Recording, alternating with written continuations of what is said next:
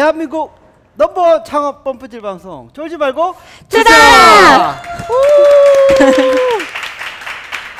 아, 첫 멘트를 살짝 바꾸려고 생각하면서 제가 머뭇거렸어요. 아, 예. 중소벤처기업부 중소벤처부죠. 이제 예. 중소벤처부 시대로 예. 늘까 하다가 예. 아직 뭐 법이 아직 통과가 안 돼서. 알겠습니다. 예, 안녕하세요. 네. 네, 캡스톤 파트너스 송강입니다. 네, 안녕하세요. 코그니티브 인베스트먼트 이유입니다. 네, 오늘 예. 이유 대표님께서 주제했죠. 여성분이 나오시니까 그냥 평소에 그 방법대로 그냥 바로 긴장을 하셨어요. 그렇죠. 네. 예, 오늘 여성분이 나오셨는데 중국 특집. 중국 특집. 예, 중국 스타트업 특집. 그렇죠. 예, 우리 테크노드의 유채원 기자님 나오셨는데요. 일단 본인 소개와 또 테크노드 좀 소개해 주시죠. 예. 네, 안녕하세요. 저는 테크노드의 영문 기자 유채원입니다.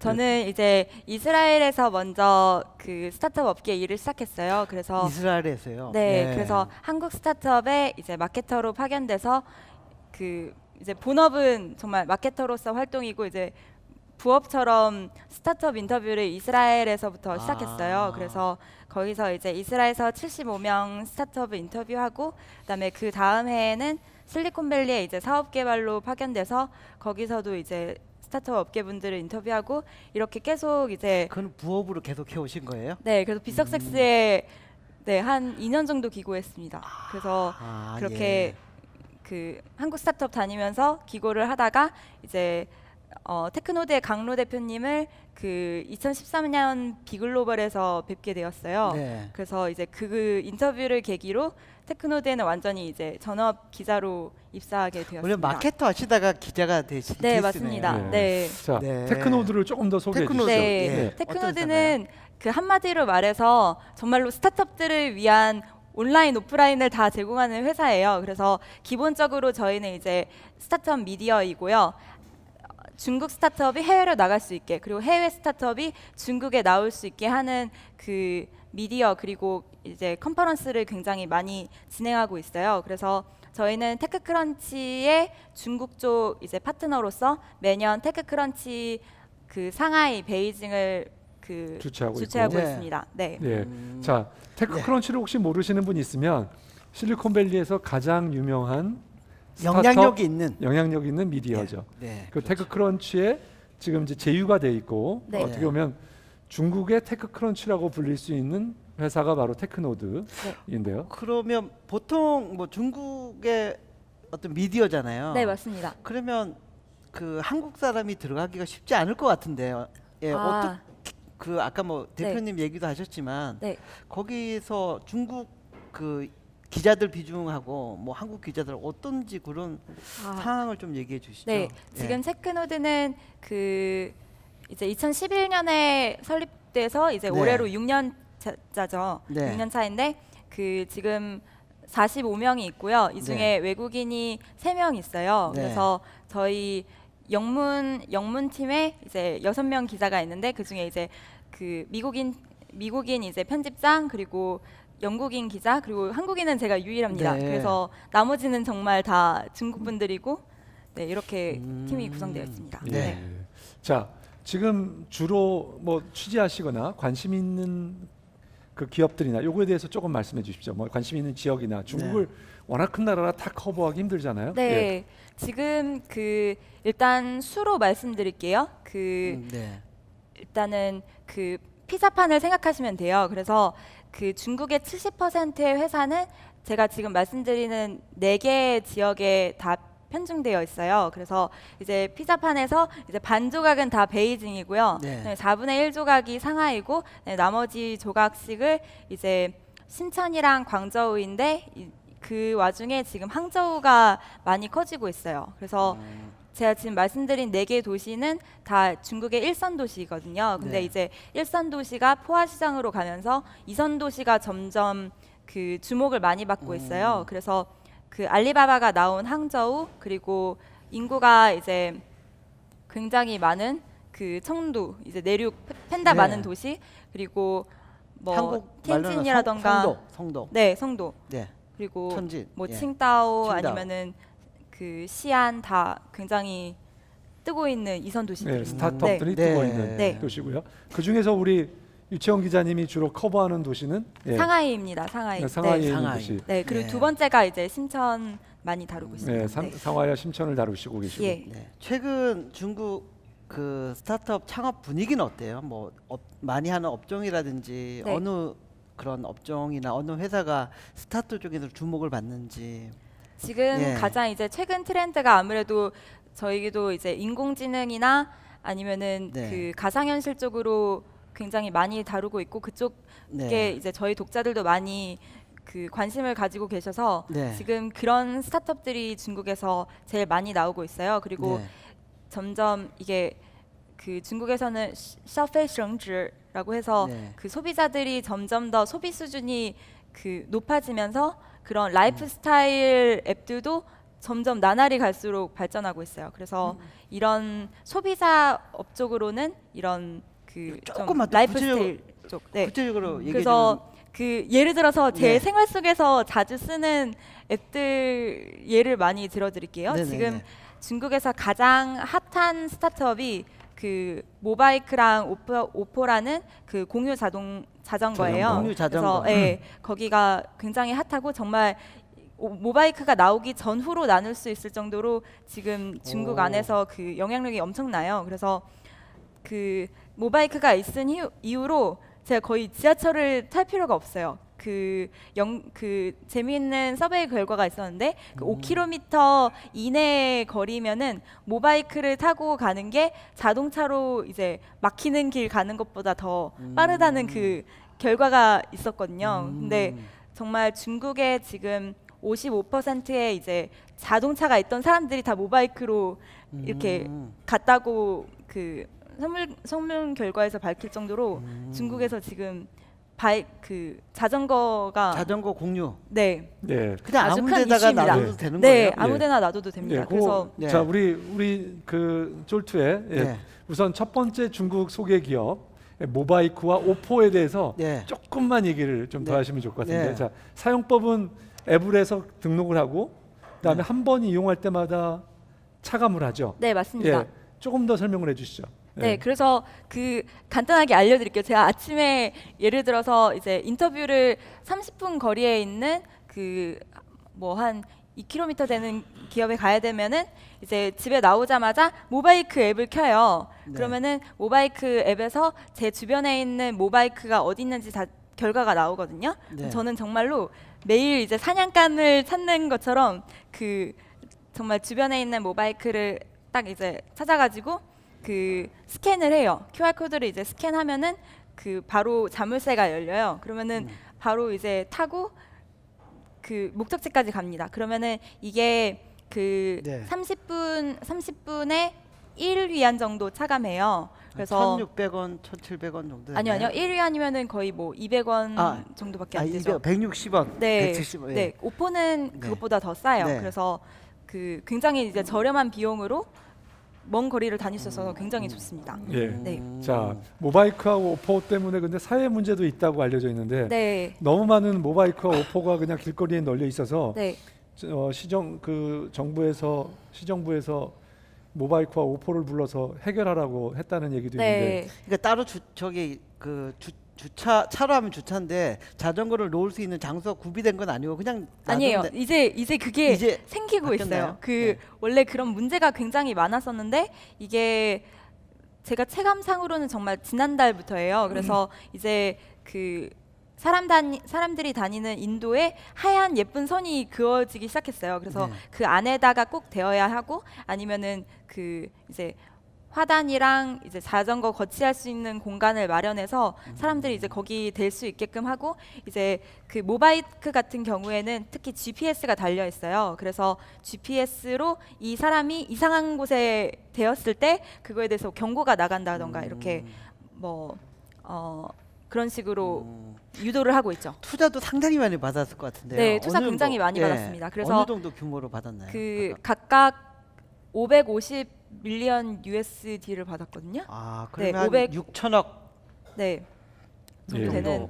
근데 놀라운 것은 이 기업들이 정말 모바이크의 경우에는 작년 4월에 론칭했고 그 오포 같은 경우는 그 전해 이제 론칭했는데도 정말 지금 시리즈 D까지 갔거든요. 그래서 매출도 급성장하고 있겠네요. 매출은 실은 약간 말씀드리기가 어려워요. 이게 네. 중국의 어떤 두 개의 이제 강력한 경쟁자가 나타났을 때 사실 매출보다도 이 기업들이 얼마나 더 많은 소비자를 빨리 장악한 것인가가 더 중요해요. 그래서 사실상 매출에 대해서는 아직은 이제 얘기는 하지 않고 있어요. 그런데 이게 초반에 사실 걷어들이는 비용이 커요. 왜냐하면은 모바이크 같은 경우에는 299 위안을 보증금으로 내야 되고 모포 같은 경우에는 99 위안을 내야 되거든요. 그래서 소비자들이 생각하기로는 그 보증금만으로도 돈을 많이 벌었겠다 생각하시겠는데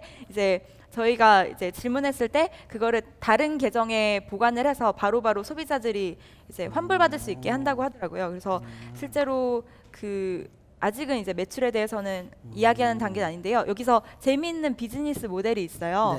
네.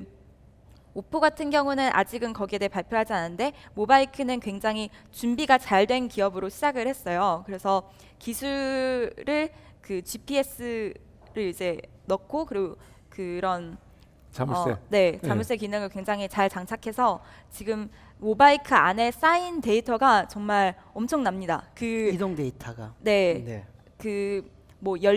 사용자들이 사용하는 연령대나 성별이나 그런 것도 다 파악할 수가 있고 사람들이 가장 많이 모바이크를 타는 곳도 다 알 수 있고 그래서 이게 엄청난 빅데이터이고 이거를 잘 가공해서 지난달부터 이거를 레포트를 발간하기 시작했어요. 근데 여기 안에 있는 내용들이 정말로 대기업들이 사가고 싶을 만한 되게 탐스러운 그런 데이터가 된 거예요. 그래서 이제 지금 모바이크로서는 이게 2차 수익이 될 수가 있죠. 그 데이터를 파악해서. 송대표님 타보셨어요?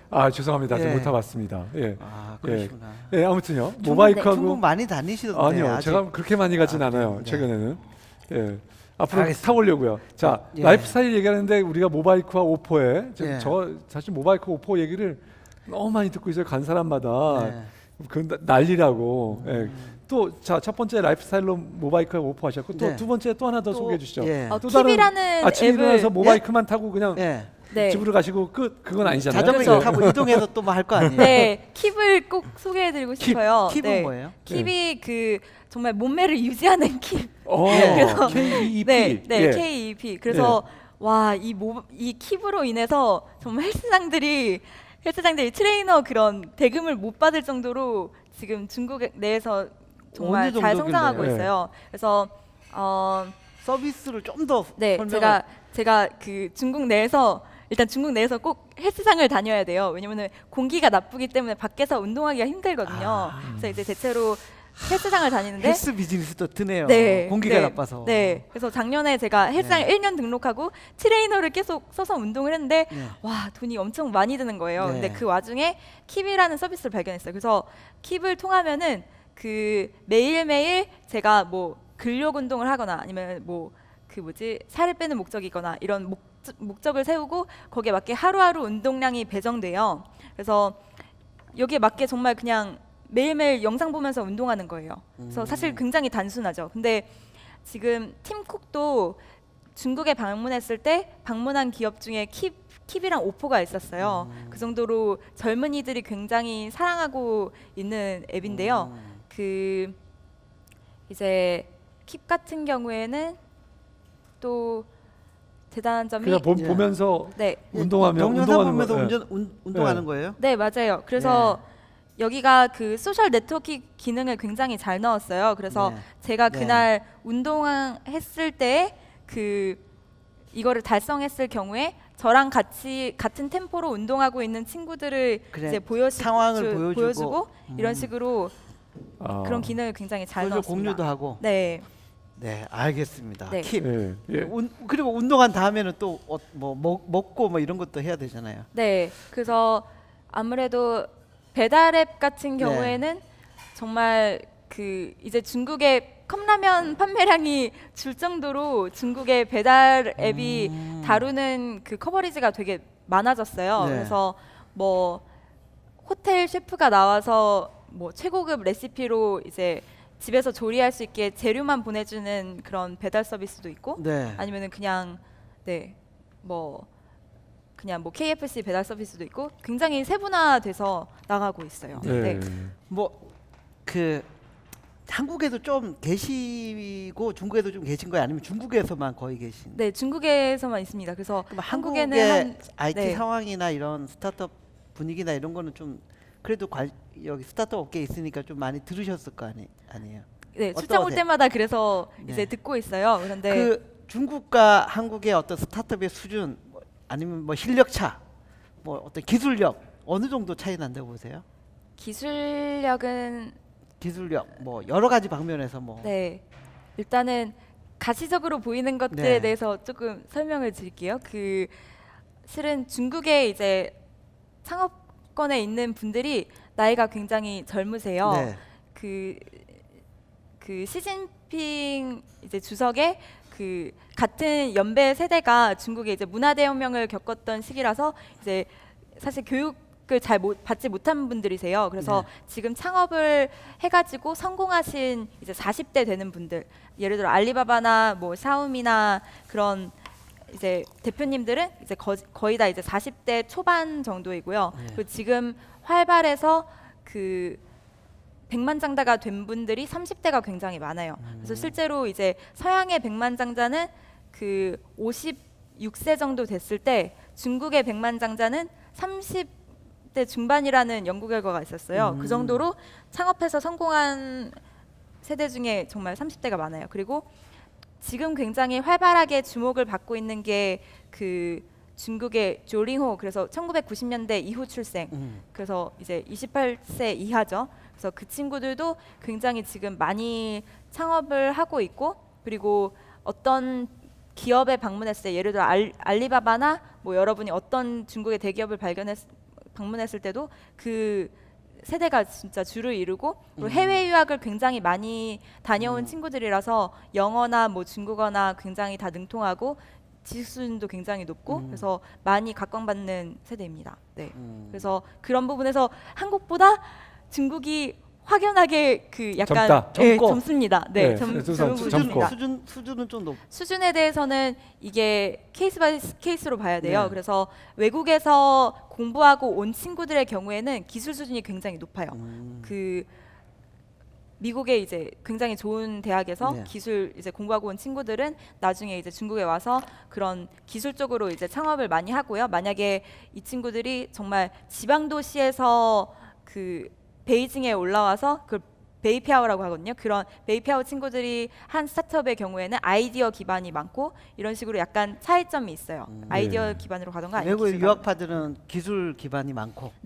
그리고 기술력도 굉장히 뛰어납니다. 엔터테인먼트 기업 중에서 중국에서 실리콘밸리에서 중국 기업을 벤치마킹 한 사례도 있다고 하는데. 네, 맞아요. 그 기업이 아주 재미있는 사례죠. 좀 말씀 한번 해주시죠. 그 기업이 펀다라는 기업이에요. 작년 너무 뻔한 기업 아니에요? 펀다. 죄송합니다. 네, 가시죠.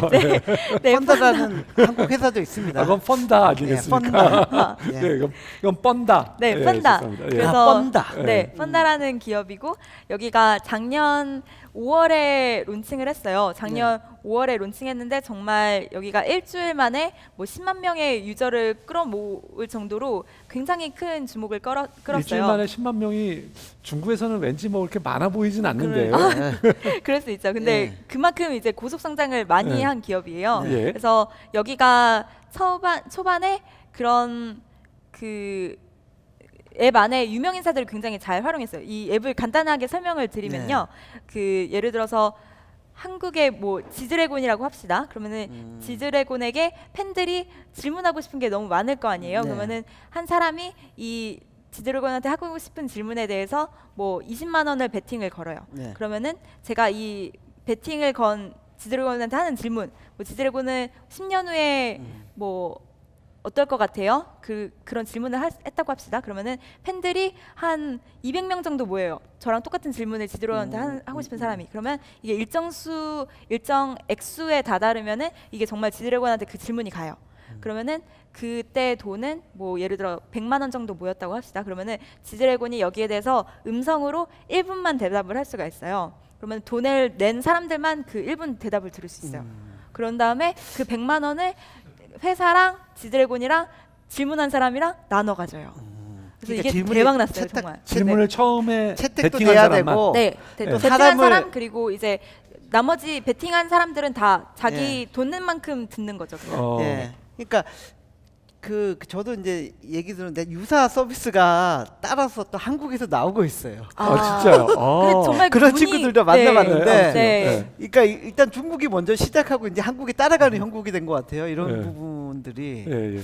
예. 하여튼 실리콘밸리에서 하고 네. 그 벤치마킹 했다고 하는데 네, 그때 그러고 나서 한 아마 8월 정도였을 거예요. 그래서 펀다가 처음에 재미있는 건 또 이걸 위챗 공중 계정으로 시작했어요. 그래서 사람들이 이제 펑유 채널 공유하면서 굉장히 핫해졌고, 그러고 나서 2주도 안 돼서 또 앱도 내놓으면서 굉장히 유저들을 많이 끌어모았죠. 그러고 나서 그 5월에 론칭한 다음에 한 8월 정도에 그 Y 컴비네이터의 저스틴 칸이라는 VC가 그 코파운더인 여자분을 찾아왔어요. 그래서 여기에 대해서 되게 질문을 많이 하시고 이거 되게 재미있다. 이 모델은 나도 해야 되겠다 해서 그 실리콘밸리로 가져가서 굉장히 이제 유사한. 아이디어 기반은 굉장히 비슷한 웨일이라는 그 스타트업을 시작을 했어요. 그리고 이거는 이제 저스틴 칸이 워낙 인맥이 좋으니까 유명 인사들이 또 자기가 많잖아요. 그래서 이분들이 그 하는 대답을 이분은 영상으로 남기게 했어요. 그래서 영상들을 또 모은 라이브러리를 둬서 이 라이브러리에 있는 영상을 보려면 정말 돈을 또 내야게 하는 구조로 해서 영리하게 이걸 이용해서 했습니다. 예, 이제 비단 엔터테인먼트 분야만 있는 건 아닌 것 같아요. 중국이 앞서가는 게. 맞아요. 핀테크 쪽도 엄청나게 또 핀테크, 앞서가고 있잖아요. 네, 핀테크 쪽도 정말 비트코인 블록체인은 정말 상하이가 정말 메카라고 할 정도로 그 안에 기업들이 정말 대단합니다. 네. 한 가지만 소개해 주시죠. 그 V체인이라는 곳이 있어요. V체인. 그 상하이의 비트코인이랑 블록체인 좋아하시는 분들은 그 상하이의 2호선 짱수루에 있는 그 회사들을 가셔야 돼요. 진짜 딱 그 동네에 모여 살아요, 그분들이. 그래서 그리고 공통된 이력들을 확보하신 분들인데 드레이퍼 유니버시티 이제 팀 드레이퍼가 만든 드레이퍼 유니버시티 출신들이 굉장히 많아요. 그래서 거기 나온 창업가, 거기 나온 직원들이 같이 모여서 그 비트코인이나 블록체인 회사들을 다 만들었는데 여기에서 이제 제일 그래도 영향력 있는 데가 V체인이라는 회사예요. 여기는 참고로 작년에 PwC랑 같이 이제 손을 잡고 거기서 하는 절차에 이제 블록체인을 대입하는 거에 대해서 이미 얘기를 하고 있고요. 아직 그 외부에 공개하지 않았고 저한테만 이제 귓속말로 해줬지만은 그 프랑스의 명품 업체에 이제 블록체인 도입하는 거, 그리고 중국의 그 대외의 관계에 굉장히 크게 영향을 미칠 중국의 그 신뢰성을 굉장히 확보하게 되는 그 새 부문에 블록체인을 도입하는 거에 대해서 지금 정부랑 얘기하고 있어요. 그래서 정말 발표가 났을 때 제가 바로 기사 쓴다고 했는데 와, 이럴 정도로 중국이 지금 블록체인을 그 사회 각 부문과 이야기하는 게 굉장히 성숙해 있습니다. 그래서 상하이 오시면은 블록체인이나 비트코인 모임은 꼭 가보세요. 알겠습니다. 아니 좀 제가 생각하기에 원래 우리 기자님이 또 그 알리바바와 텐센트 전문이시거든요. 위챗 얘기도 들어야 되는데 일단 시간 관계상 잠깐 끊고 2부에서 또 얘기하고 2부 조금 얘기하고 그리고 질문으로도 어쩔 수 없이 질문도 있으니까 대치를 해야 될 것 같아요. 잠깐 쉬었다 가도록 하겠습니다. 깔때기 타임이 돌아왔습니다. 매번 아낌없는 후원을 해주고 계신 아산나눔재단 마루680 정남희 이사님, 이혁희 팀장님, 이희상 매니저님께 진심으로 그리고 오늘 도와주고 계시는 우리 김형진 인턴. 인턴인가요? 맞죠. 잠깐만. 김형진 인턴. 아니요, 김형진 헷갈리네요. 직원 같은데요. 매니저 같은데요. 하여튼 감사드립니다. 그리고 제가 또 말씀드리면 이 방송이 나갈 때쯤이면 아마 정남희 이사님이 결혼하실 것 같은데 축하드립니다. 진짜요? 미리 미리 축하드립니다. 네. 예, 미리 미리 축하드립니다. 축하드립니다. 예, 네. 많은 분들이 뭐 누구랑 해요, 근데? 뭐 저도 잘 모릅니다. 네, 이름은 아는데 이름은 들어서 제가 아는데 뭐 알겠습니다. 어떤 분인지는 저도 예. 제가 총각이면 뭐 관심 있게 봤었을 텐데. 네, 알겠습니다. 네. 예. 그리고 또 또 다른 우리 아낌없는 후원을 해주고 계시는 시즌 5부터 열심히 또 후원해주고 계신 한국성장금융 성장사다리 펀드 서정훈 본부장님, 황인정 팀장님, 최배우 과장님, 그리고 김태교 주임님, 김태교 주임님, 그리고 그 팀에 갔더니 또 우리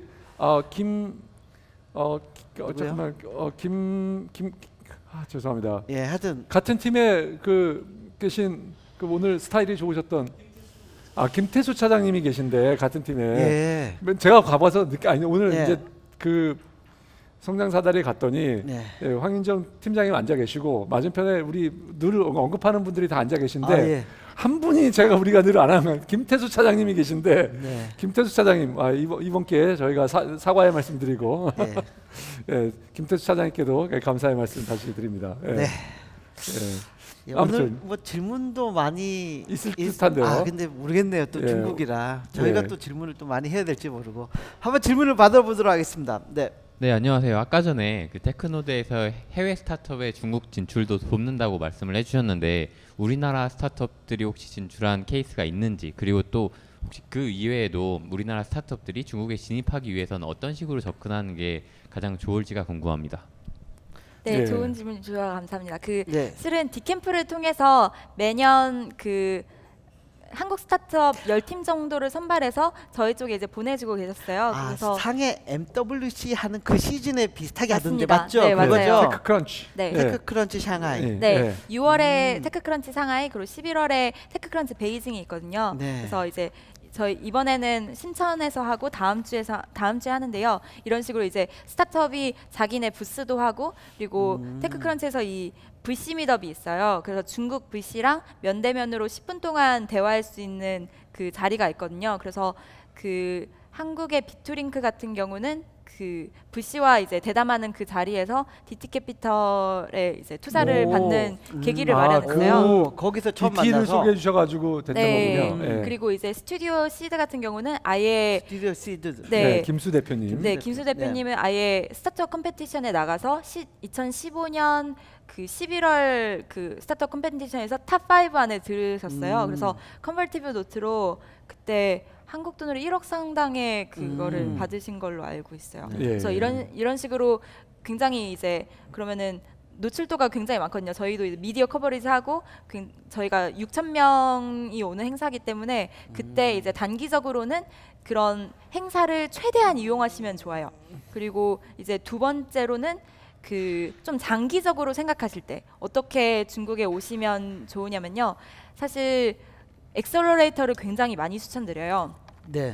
이렇게 얘기를 했을 때 다들 이제 한국 정부에서 이제 하는 프로그램들을 많이 생각을 하시죠. 근데 실질적으로는 중국 본토에 있는 엑셀러레이터의 유일한 이제 한국 기업으로서 들어가거나 아니면은 아예 이제 해외 진출을 해외 기업들을 위한 중국 정말 길들여지기 그런 스타트업도 있어요. 그래서 중국 본토 엑셀러레이터로 추천해드리는 데는 뭐 창해방이라던가 아니면은 창업방. 창업방. 그래서 미디어 출신 엑셀러레이터가 있고요. 페말리라고 중국에 이제 컨설턴트로 계시던 분이 이제 창업하신 엑셀러레이터도 있고요.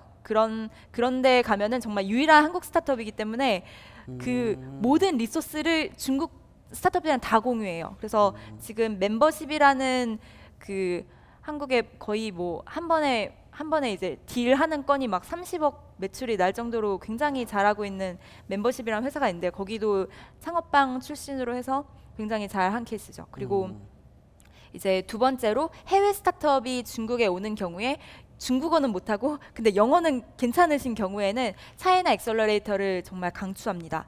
그 정말 단기 속성으로 중국 스타트업처럼 사업하는 방법을 되게 잘 알려줘요. 그래서 거기서 2015년 말부터 굉장히 재미있는 실험을 하기 시작했어요. 그 마케팅 중국에서 스타트업 할 때 중국 스타트업들이 그 마케팅에 2015년까지는 돈을 엄청 많이 썼어요. 이 네. 바이두의 SEO 뭐 잘 올려야 되고 뭐 광고해야 되고 이러니까 마케팅 비용이 정말 어마어마하게 들어야지 유저 수 좀 올라오고 이런 식이었거든요. 근데 여기서 차이나 엑셀러레이터에서 그 당시에 이제 공중 계정이 한 1년 반 정도 됐던 해에 마케팅 비용에 정말 0원을 책정하고 정말 공중 계정만 만들어 가지고 이거를 자기 친구들한테 다 이제 돌려서 공유하는 식으로 해서 실험을 했어요. 이렇게 해가지고 뭐 유저나 뭐 매출이나 얼마나 나올 수 있냐 그랬을 때 그 해에 이제 뭐 2주일에 뭐 1,000만 원 번 기업 그리고 뭐 유료성 사용자 뭐 250명 받아낸 기업이 다 그 기수 출신이거든요. 그래서 그 위챗 공중 계정이 아직까지도 처음 스타트업 하는 분들에게 가장 추천되는 방식이에요. 이런 식으로 이제 초기 유저들을 많이 확보할 수 있는 방법이거든요. 그래서 그 정말 강추합니다. 그 브렉스 랩이라는 한국 회사가 최초로 차이나 엑셀러레이터 이제 갔다가 졸업을 했어요. 그것도 이제 사드가 한창인 그때 K-팝을 그 소재로 한 기업이었는데 지금 제가 지난주에 대표님 만나고 왔는데 10만 명 유저가 있다고 하시더라고요. 네. 그래서 네. 그래도 잘 하고 있습니다. 그래서 그런 방법들이 있고 뭐 당연히 이제 한국 그 정부 지원 받는 프로그램 통해서도 이제 오실 수 있죠. 근데 그러셨을 경우에도 최대한 이제 한국 분들이랑 어울리기보다 중국 분들이랑 이제 많이 친구하시면서 그 위챗 그룹방에 많이 들어가셔야 돼요. 이 위챗에 그냥 친구만 사귀어 놓으면요 별로 소용이 없어요. 왜냐면 이 사람이 나랑 엄청나게 친한 사이가 아니고서는 좋은 정보를 공유하지 않아요. 그래서 같은 업계에 있는 분을 만나셨을 때 이 업군에 있는 그 위챗 그룹방에 꼭 넣어달라고 하세요. 지금 오늘 제가 송은강 대표님 뵙고서 그 중국에 이제 스타트업 하시는 분들이 있는 한국인 방이 있어요. 그러면은 거기서 저희도 좋은 레포트 다 서로 공유하고 서로 뭐 질문할 거 있으면 뭐 법률 질문이나 뭐 특허 질문이나 다 그 방 안에서 서로 다 대답하거든요. 그래서 그런 방들이 중국어, 영어로 각 업계마다 다 있어요. 그래서 저는 그 방에 속해 있는 게 정말 20개가 넘어요. 뭐 신천 스타트업 방, 뭐 블록체인 방, 그 기자들 방. 그래서 이런 방 안에서 레포트 공유되는 게 많기 때문에 중국에 이제 단기 출장 가시더라도 그런 그룹방에 최대한 이제 많이 들어가시면 좋습니다. 알겠습니다. 네. 저도 들어가야 되는데 그러면 띄워주세요. 초대해드릴게요. 초대해드릴게요. 위챗 계정부터 만들어야 되네요. 아니 잠깐만요. 예. 제가 이런 거는 이제 제가 중계를 해서 돈을 네. 좀 받고 있잖아요. 돈을 좀 받고 하는 걸로. 이 기자님 걱정하지 마십시오. 네. 자, 두 번째 질문 그다음, 받아보도록 하겠습니다. 네, 그 위챗 커머스에 대한 질문인데요. 뭐 방금 대답하고 연결되는 것 같긴 한데 뭐 듣기로는 이제 위챗 계정만 있어도 이제 뭐 물건 사고 팔 수도 있고 또 상점이라는 걸 개설해서 뭐 팔 수도 있다고 들었는데 뭐 그 상점 개설 이후에 뭐 판매 전략이나 뭐 이런 좀 어떤 그런 문법 같은 게 있을 것 같은데 혹시 그런 전략이 있다거나 아니면 또 경쟁력도 이제 경쟁이 되게 심할 것 같은데 뭐 이런 상황에서 성공한 어떤 성공 케이스 이런 것도 좀 듣고 싶습니다. 네, 되게 좋은 질문해 주셔서 그 실은 이 위챗 커머스 정말 규모가 작년 한 해 정말 엄청났거든요. 그래서 위챗 커머스 중에 제일 성공적인 사례로 꼽는 게 이티아오예요. 이티아오라는 이커머스 기능을 하는 앱인데 여기에 중국 소비자들의 그런 그 지금 현재 트렌드를 굉장히 잘 담았어요. 이제 점점 더 소비 수준이 높아지면서 사람들이 그냥 대량 생산되는 것보다 스토리가 있는 거 그리고 어떤 그 안에 어떤 DIY 작품이라던가 아니면은 정말 그런 본인이 거기다 뭔가 의미 부여를 할 수 있는 것들, 장인이 만든 것들에 대한 수요가 많아지면서 이 이티아오라는 기업이 정말 장인들을 찾아가요. 예를 들어서 뭐 어떤 작가가 동화책을 썼는데 그 동화책을 쓰게 된 그 어린 시절 이야기에 대해서 정말 3분짜리 예쁜 영상을 만든다던가 아니면은 굉장히 예쁜 그 정말 여신 같은 분이 자기가 어떻게 몸짱이 됐는지 레시피를 5개 공개하면은 그 5개 레시피에 해당되는 모든 재료들을 이제 프리미엄으로 해서 이제 사게끔 하던가 이런 식으로 그 어떤 주제 카테고리 안에서 스토리가 있는 네. 커머스 상품이네. 네, 그런 식으로 해서 하면은 이제 공유가 굉장히 많이 되거든요. 그래서 그런 식으로 돈 버는 경우도 굉장히 많이 있고요. 이제 외국 분들인데 그런 거를 스마트하게 잘 활용하시는 분들은 그 여행 상품으로 많이 하시는 분들도 있어요. 그러니까 중국 안에서 이제 그 여행 다니시는 외국인 분들이 되게 많으시니까 이런 분들 바탕으로 해서 이제 그렇게 그 셀링 하시는 분들도 있고, 그리고 해외 스타트업들 중에서는 굉장히 이제 창의적이었던 사례가 작년에 쿨로버라는 기업이 있었어요. 네. 거기가 VR 커머스를 하는 회사였는데 여기가 미미박스랑 비슷해요. 이제 한 달에 한 번씩 제가 서브스크립션을 하면은 한 3만 원씩 내면은 이제 집에 박스가 도착하는데 거기에 정말 프랑스 산 초콜릿, 프랑스산 치즈, 올리브오일 이런 게 3만 원에 되게 예쁘게 포장돼서 오는데 안에 VR 헤드셋이 있어요. 그래서 이제 헤드셋을 끼고 보면은 프랑스 셰프가 막 요리하는 법 알려주고 막 에펠탑 앞에서 막 바게트빵 뜯어먹고 이런 아이디어로 해서 돈 되게 잘 벌었어요. 근데 이 기업이 그러니까 되게 VR로 보고 사는 게 아니라 물건을 보면서 그 VR로 그때 분위기를 느껴보는 거네요. 그렇죠.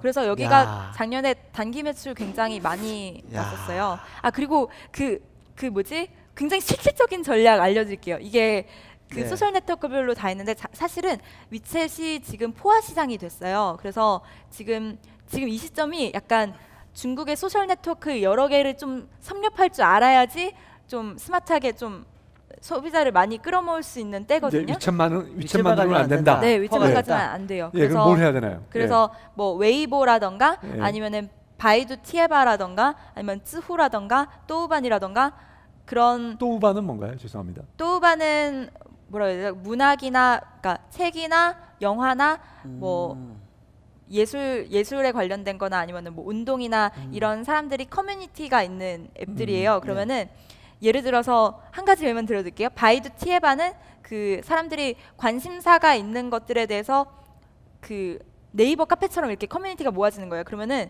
아직도 그 바이두 티에바의 태양의 후예 게시판에 가면은 아직도 8분마다 콘텐츠가 새로 올라와요. 한류가 사실 다 살아있어요. 밑에 보면은 정말이에요. 진짜 저는 사드 때도 푸른 바다의 전설을 제 친구 컴퓨터로 불법 다운받아서 같이 봤거든요. 그러니까 아직 한류 살아있어요. 진짜 사드 이런 거 사실 영향 없이 살아있습니다. 그래서 그 바이두 티에바 태양의 후예 게시판에 송혜교 되게 예쁜 컷이 올라왔어요. 그러면은 이 스타트업에서 3명을 고용해서 이 일을 시키는데 그런 이미지가 올라올 때마다 밑에 여기서 바로 살 수 있어요. 그 링크를 자기네 기업으로 올려요. 여기가 이 기업이 근데 한국 기업이 아니고 싱가포르 기업인데 패쇼리라는 기업이에요. 그래서 여기가 한 달 매출이 그래서 4천만 원이 나왔어요. 태양의 후예를 정말 사골곰탕 오리듯이 계속 이렇게 우려먹어서 네 진짜 대단한 기업이에요. 그래서 이런 지금 사드 때문에 지금 멈추신 분들의 그 빈자리를 싱가포르 기업이 메우고 있어요. 놀랍지 않으세요? 그래서 이런 방식으로 해서 중국의 소셜 네트워크를 이런 식으로 다 섭렵해 들어가요. 똑같이 바이두 티에바처럼 또우반에서 요가 거기 들어가가지고 요가복을 먼저 잘 입어야지. 그러면서 요가복 링크 올리고 그다음에 위치 기반 모모라는 소셜 네트워크가 있어요. 그러면은 예쁜 여자친구 만나려면 옷을 잘 입어야지. 그래서 자기네 링크 올리고 이런 식으로 해서 돈 되게 잘 벌고 있어요. 그러니까 자기 그 중국 소비자들이 소구할 수 있는 거를 그냥 니즈가 필요한 곳에 자기가 딱 싹싹싹 들어가는 거예요. 이런 방법들이 알겠습니다. 사용하시면 됩니다. 오늘 질문하신 분들은 복 받으신 분들이에요. 그렇죠. 이 방송을 보시는 분들, 보시는 분들 제가 중국에 관심이 있었는데 한꺼번에 그냥 이런 생생한 정보를 들을 수 있는 다 들을 수 있네요. 근데 이 순간에 중국 하면은 IT의 거대 기업들이 있잖아요. 그렇죠. BAT라고도 하고 그런데 뭐 가까이서 지켜보니까 어떠세요? 특히 알리바바하고 텐센트 쪽은 전문가라고 들었거든요. 전문가는 아니고요. 그 알리바바는 정말 제가 계속 담당해서 이제 다루고 있어요. 그래서 알리바바가 정말 커머스에서 밀린 건가요? 위챗에? 그건 아니죠? 아니요. 그러니까 그 BAT는 정말 각각의 무기가 있고 이거를 굉장히 전략적으로 사용하고 있어요. 그래서 BAT 이제 바이두, 알리바바, 텐센트 각각의 이제 무기를 보시면은 바이두는 지금 그 검색 엔진으로서 이제 시작을 했지만은 작년에 타격을 굉장히 많이 받았어요. 그 이제 돈 받고 이제 검색어를 이제 파는 그거를 수익원으로 많이 했었는데 작년에 그 바이두에서 1위로 나왔던 곳에서 이제 수수를 받았던 분이 그걸로 사고를 그걸로 해서 바이두가 엄청나게 그 자기 레퓨테이션에 해를 입었거든요. 그래서 점점 바이두가 이 검색 엔진으로서의 그 입지에서 점점 더 이제 그 인공지능이나 자율주행 자동차 쪽으로 많이 옮겨오는 노력을 들이고 있어요. 그래서 이번에도 AI 그 인공지능 사이언티스트에도 굉장히 많은 돈을 들여서 모셔왔거든요. 최근에 그렇지만 바이두에 있었던 또 유명한 사람이 떠났죠. 네. 근데 새로 한 분 들어오셨어요. 그래서 그게 거의 한 달 전 일이거든요. 그래서 바이두의 그런 동향 잘 보셔야 될 것 같고, 그다음에 이제 두 번째로 알리바바 같은 경우는 알리바바는 진짜 이커머스지만은 저는 알리바바에게서 정말 어떤 완성된 인격체라고 해야 되나요? 정말 대단한 기업이에요. 그 광군지의 그 작년에 이제 광군지의 그 11월 11일 중국의 솔로데이 때 하루에 나는 매출액이 정말 엄청나잖아요. 그러니까 저희가 이제 볼 때에는 그냥 배불리는 기업으로 보기 딱 좋은데 사실은 이제 기자들은 거기 가서 그 알리바바란 어떤 사람을 봐요. 그래서 알리바바 이제 머릿속에 든 그 기술력은 뭔지, 그러면 알리바바가 지금 인공지능 쪽이나 로봇이나 AI나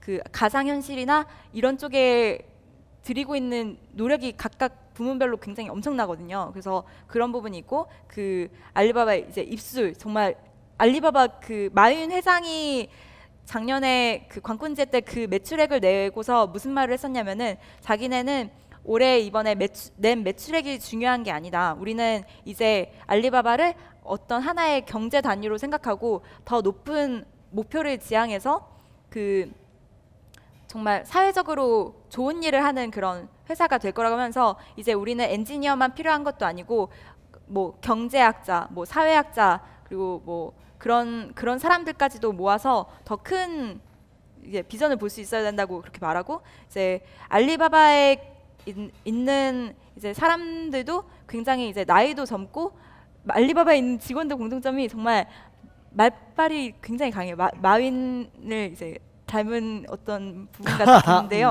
근데 진짜로 알리바바 직원분들이 이런 말씀 많이 하시거든요. 그래서 그런 분들이 이제 갖는 그 어린 세대의 그런 열기라던가 그 고양이 캐릭터나 이런 거 잘 활용하는 창의성이라던가 정말 뛰어난 기업이에요. 그래서 알리바바는 그렇고요. 이제 텐센트 같은 경우는 정말 그 마하텅 회장이 정말 밖으로 이제 드러나지 않는데 내실을 많이 기하는 기업이잖아요. 그래서 그 말 맞다나 이번에도 그 새 기업의 이제 기업 가치나 이번에 낸 매출을 봤을 때도 텐센트가 1등을 했어요.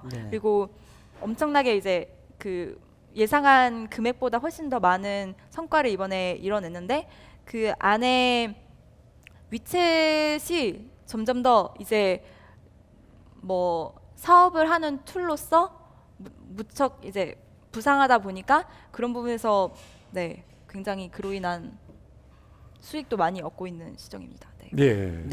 알겠습니다. 자, 뭐 혹시 이 와중에 오늘 뭐 특이하게 또 질문이 혹시 계신 분 계세요? 중간에 중간 질문을 또 하나 뭐 받아보도록 하겠습니다. 오늘이 아마 마지막 질문이 될 것 같다는 생각이 드는데. 마지막 질문 받고 뭐 앞으로의 어떤 중국의 스타트업 한번 예상도를 한번 들어보고요. 한국은 또 어떻게 해야 되나? 어떻게 하면 거기까지 한국의 숙제죠. 자. 안녕하세요. 저 중국책으로 보면 책거리 명석입니다. 그 다름이 아니라 그 지금 아까 그 위챗으로 이어지는 여러 가지 모바일 커머스를 좀 들었는데요. 그 일반적인 그 한국 사람들의 그 중국 진출하는 생각들이 뭐냐면 이게 당이나 정, 뭐 이제 군 쪽의 관시 같은 거 있지 않습니까? 이제 그런 거를 거쳐서 들어가는 게 일반적이고 그 다음에 그 중국 분하고 같이 결혼을 한다든가 이제 그런 식으로 기반을 다져서 가는 게 한 불과 작년 정도까지의 방식이었거든요. 근데 지금 이 상황이면 이제 그런 게 필요 없이 진짜 그냥 모바일 자체에서 어떤 제품을 홍보하고 거기다 그 물건을 갖다가 이제 나오는 장면이 있으면은 이걸 구입할 수 있어. 그 링크를 갖다가 클릭해서 파는 방식으로 바뀌었다고 하면 저희가 생각했던 그 안에 관시 같은 거는 많이 무너진 느낌인데요. 실제로는 어떻습니까? 관시가 지금 중요합니까? 예, 자, 관시. 우리가 네. 늘 중국하면은 관시 그 관계에 네. 우리가 많은 의미를 두는데 그것이 없어도 사업할 수 있는 것이 아니냐 하고 하는 그런 질문인데요. 네. 사실은 네. 아까 제가 말씀드린 패쇼리의 사례는 정말 일부에 불과해요. 나머지 기업들은 아직도 이제 위챗 공정 계정을 이제 아니면은 앱을 사용하는 비율이 굉장히 높아요. 근데 저는 이제 매출을 잘 일으킨 기업의 이제 예시로서 알려드린 거고요. 뭐 다른 와홍을 이용해서라던가 다른 방법으로서 매출을 이제 크게 끌어올린 그 경우는 굉장히 허다합니다. 그리고 관시 같은 경우는 사실 저도 관시라고 얘기하면서 그런 거를 잘 체감하지 못했어요. 근데 올해 그 관시를 굉장히 많이 체감하는 일들이 있었어요. 이게 중국에서는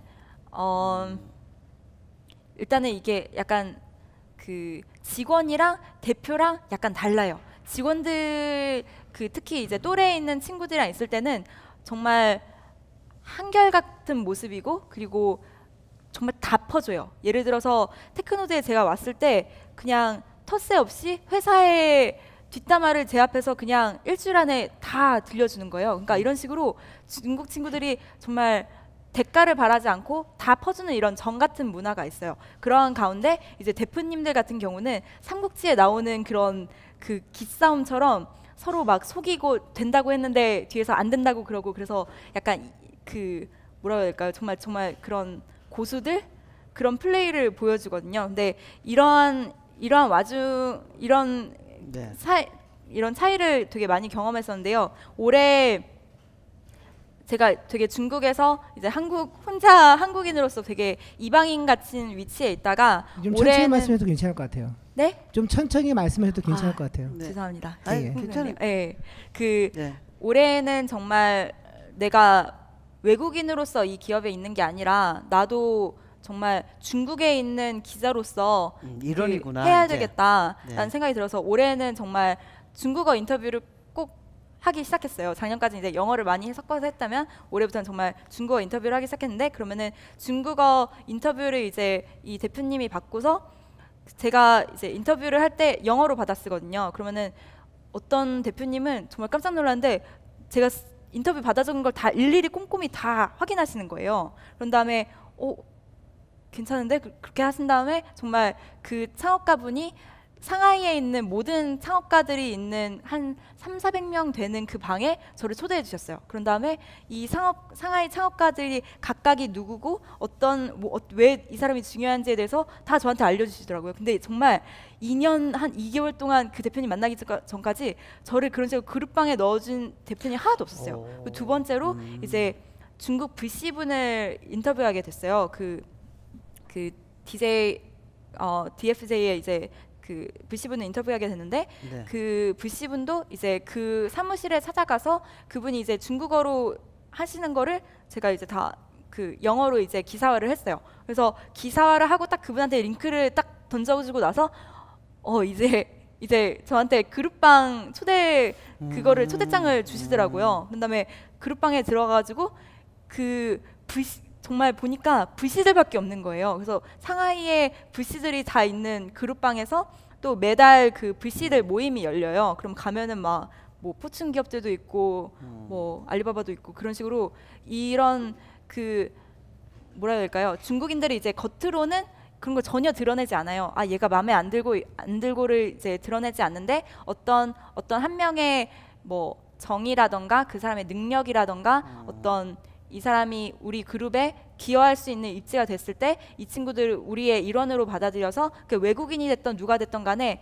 자기 이제 그룹 안에 넣고 그 사람한테 정말 모든 정보를 다 공유하기 시작해요. 그래서 중국에서 그 제일 잘못된 거는 다 어느 나라는 똑같겠지만 정말 명함을 많은 사람한테 돌렸고 이 사람이 얼마나 대단한 사람이었고 사실 중요하지 않아요.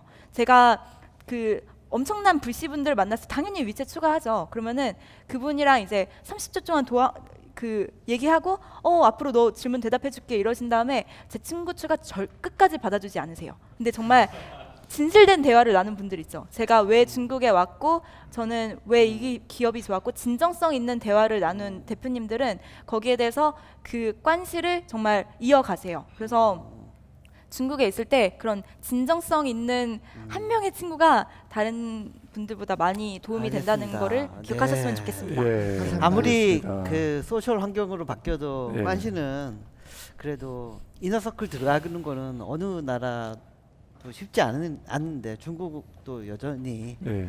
좀 그런 이너서클 들어가기 어려운 네. 것 같네요. 네. 예. 자, 이제 우리가 알겠습니다. 이제 슬 마무리를 해야 되는데, 자, 우리 네. 중국에 그냥 요약을 해서 네.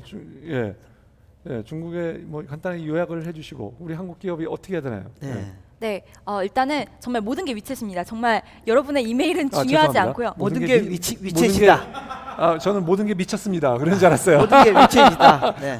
예. 네, 그래서 뭐 모든 게 위챗이다. 네, 예. 인트로덕션이나 자기 사업 계획서 보내는 거나 아니면 제가 인터뷰할 때나 다 위챗으로 해요. 진짜 이메일은 정말 관시 바깥이에요. 위챗이 진짜 관시를 이어가는 그 창이니까 절대로 팔로우업을 이메일로 하지 마세요. 그리고 위챗이다. 위챗에 대한 부분이 있고요. 만약에 앱을 지금 가지고 있는 한국 창업가 분들은 그 중국의 앱스토어 그 사용자가 많은 순위부터 올려야 돼요. 중국에 이제 구글 플레이가 안 되기 때문에 그 중국 앱스토어 이제 1위부터 이제 짜르륵 올려야 되거든요. 1위가 텐센트고 거의 25%를 넘어요. 그래서 텐센트는 꼭 올리셔야 되고 네. 그 다음에 치후 360 올리시고 샤오미랑 바이두 이렇게 네 군데 올리시면은 그래도 한 50% 이상은 커버리지 한 거세요. 그래서 그렇게 이제 올리신 다음에 사용자 반응 살펴가면서 이제 더 많이 이제 앱스토어 놀리시면 되고요. 만약에 앱스토어도 없고 그냥 뭐 아이디어만 있으신 분은 저는 진짜 차이나 엑셀러레이터 들어가셔서 위챗 공중 계정 만드는 것부터 이렇게 밟으시는 거를 권합니다. 알겠습니다. 알겠습니다. 더 많은 얘기를 듣고 싶은데 그렇죠. 네, 시간이 조금 지금 예. 자, 이 대표님 마무리하시면 오늘 뭐 짧은 시간이었지만 네. 중국 스타트업의 어떤 분위기나 네. 뭐 이렇게 뭐 발전 방향 이런 것들을 빨리 네. 좀 흡수를 할 수 있었던 좋은 기회가 된 것 같습니다. 예. 좀 한국 스타트업 업계도 좀 더 이렇게 좀 다이나믹하게 움직였으면 하는 생각도 많이 드네요. 예. 예. 손 대표님 어떻게? 글쎄요, 오늘 뭐 유 기자님 정말 재밌게 해주셔서 네. 너무 감사하고요. 앞으로 유 기자님 자주 모셔야 될 것 같아요. 그래야 될 것 같아요. 예, 중국에 대한 얘기를 좀 네. 많이 들었으면 하고요. 그다음에 여전히 중국 가서도 진정성 있는 비즈니스를 해야 된다. 예. 우리가 중국이라고 그래서 맨날 술만 마시고 같이 먹고 그래서 밤을 새가지고 친구 됐다고 그래서 그게 중요한 게 아니다라는 말씀이 왠지 오늘 확 우리의 젊은 사람들은 그런 방법으로 어프로치를 해야 되는 것이 아닌가라는 생각이 듭니다. 예, 오늘 유 기자님 출연해 주셔서 진심으로 감사드립니다. 너무 감사합니다. 자주 뵙겠습니다. 고맙습니다. 감사합니다. 감사합니다.